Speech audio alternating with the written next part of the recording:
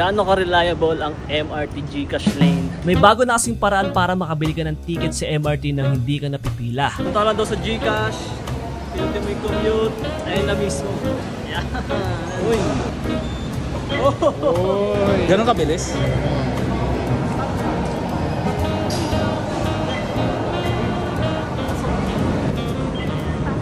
Sakto yung trend, pre. Ayun yung trend.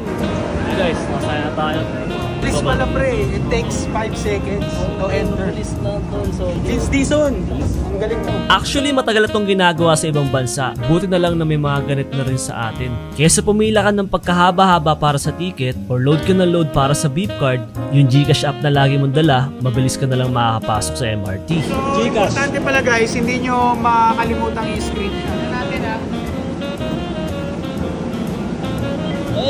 Hey! Nung nasa Quezon Hub kami, ang binawas ay 28 pesos. Dahil pang buong long way na yun, hanggang dulo na yun na trip. Kanina, pagka-out namin, pagtingin namin sa GCash, nalagdagan kami ng 12 pesos. Meaning, yung buong biyahe namin mula Quezon Avenue hanggang Ortigas ay pumapatak lang na 16 pesos. Ayos tol, di na namin kailangan pumila.